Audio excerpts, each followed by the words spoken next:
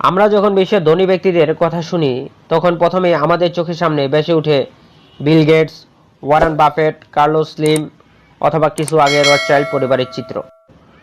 ধনবান ব্যক্তি বলতে আমরা ওই লোকদেরই কল্পনা করি, কিন্তু ধনাঢ্য ব্যক্তিদের সংজ্ঞায় একজন ব্যক্তি এদের সকলকে টপকে ইতিহাসের স্থান দখল করে রেখেছেন। তিনি হলেন মালির মুসলিম শাসক মানসা মুসা। মানসা শব্দের অর্থ রাজা। পশ্চিম আফ্রিকার মুসলিম দেশ মালি সাম্রাজ্যের মানসা হিসাবে দায়িত্ব পালন করেন। 2012 সালে মার্কিন ওয়েবসাইট সেলিব্রিটি নেটওয়ার্থ একটি তালিকায় বিশ্বের ইতিহাসে শীর্ষ ধনীদের মধ্যে তাকে প্রথম স্থানে রাখে। এখানে তার মোট সম্পদের পরিমাণ $40,000 কোটি সমমূল্য হওয়ার একটি ধারণা দেওয়া হয়। 1280 সালে মালির মানসা কেইটা পরিবারে মানসা মুসা জন্মগ্রহণ করেন। জন্মের সময় তার নাম ছিল মুসা কেইটা, কিন্তু ইতিহাসে তিনি মানসা মুসা হিসাবেই খ্যাতি লাভ করেন। তার দাদা আবু বক্কর কেইটা ছিলেন প্রথম মানসা সুন্দিয়েতা কেইটার ভাই, কিন্তু তিনি কখনো সিংহাসনে আরোহণ করেননি।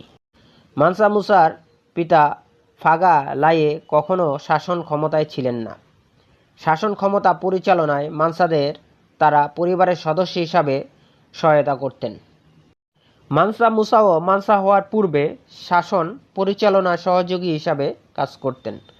1332 সালে মানসা মুসার পূর্ববর্তী শাসক মানসা দ্বিতীয় আবু বক্কর তার হাতে শাসন ক্ষমতা দিয়ে আটলান্টিক মহাসাগরের শেষ সীমানায় পাড়ি দেওয়ার জন্য সমুদ্র যাত্রায় বেরিয়ে পড়েন। তিনি আর কখনোই ফিরে আসেননি। তবে মানসা মুসার সমকালীন মালি সাম্রাজ্য ছিল আজকের মৌরিতানিয়া, সেনেগাল, গাম্বিয়া, গিনি ফাসো, মালি, নাইজেরিয়া ও চাদ পর্যন্ত বিস্তৃত। 1230 সালের প্রথম মানসা সুনিদিয়েতা কেইটা এই সাম্রাজ্য প্রতিষ্ঠা করেন। আফ্রিকার পশ্চিমে আটলান্টিক মহাসাগরের তীর থেকে পূর্ব চাঁদ হ্রদ পর্যন্ত প্রায় 2000 মাইলের ভূখণ্ড এই সাম্রাজ্যের অধীনে ছিল। বিভিন্ন প্রাকৃতিক সম্পদ, বিশেষ করে স্বর্ণ ও লবণে পরিপূর্ণ। ব্রিটিশ মিউজিয়ামের মতে তৎকালীন বিশ্বের মোট মজুদ স্বর্ণের অর্ধেকই ছিল এই সাম্রাজ্যের, কিন্তু বিশাল এই সাম্রাজ্যের প্রাকৃতিক সম্পদে পরিপূর্ণ থাকলেও বহির্বিশ্বে তার কোনো পরিচিতি ছিল না। মানসা মুসার হজযাত্রার মাধ্যমে এই অবস্থার পরিবর্তন হয়। মানসা মুসা শাসন ক্ষমতা পাওয়ার পরে ধর্মপ্রাণ মুসলমান হিসাবে মক্কায় হজ যাত্রার প্রস্তুতি নিতে থাকেন। সকল প্রস্তুতির পরে 1324 সালে তিনি হজের জন্য মক্কায় রওনা করেন। মক্কায় হজ যাত্রায় মোট 60,000-এর মতো লোক তার সফর সঙ্গী হিসাবে যাত্রা করেন। মানসা মুসার এই যাত্রায় শুধু 80টির মতো উটের একটি বহর ছিল, যেগুলো 300 পাউন্ড করে স্বর্ণ বহন করছিল। মানসা মুসা তার এই যাত্রায় মিশরের আলেকজান্দ্রিয়া ও কায়রো শহরে যাত্রাবিরতি করেছিলেন।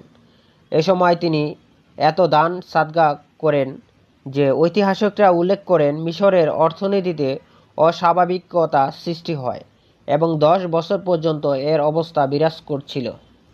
এছাড়া মক্কায় তার এই হজ যাত্রার পথে প্রতি শুক্রবার বিভিন্ন শহরে তিনি একটি করে মসজিদ নির্মাণ করতেন। মানসা মুসায় মক্কায় এই হজযাত্রা তাকে আক্ষরিকভাবে বিশ্বের মানচিত্রে স্থান করে দিয়েছিল।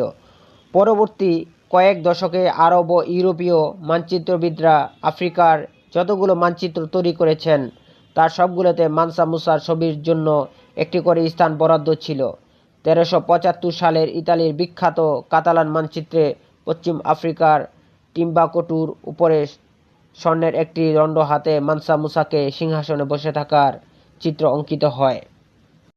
মানসা মুসা হজযাত্রার কালে হজ থেকে ফেরার সময় মানসা মুসা তার সাথে আরব ও মিশর থেকে অনেক আলেম, প্রশাসনিক কাজের ব্যক্তি ও স্থপতিদের নিয়ে আসেন। তাদের সহায়তায় তিনি মালিকে আফ্রিকার সমৃদ্ধতম এক সাম্রাজ্য পরিণত করেন। বর্তমানে দর্শনীয় স্থান হিসাবে পরিচিত পাওয়া গাও ও টিম্বকতুর ঐতিহাসিক স্থাপনাসমূহ তার সময়ে নির্মাণ করা হয়। মানসা মুসার শাসনকালে টিম্বকতু এক সমৃদ্ধ শহরে পরিণত হয়, যেখানে শিক্ষা, ব্যবসা ও অন্যান্য কারণে ইউরোপীয়, এশিয়া ও উত্তর আফ্রিকার বিভিন্ন দেশ থেকে লোকজন আসত।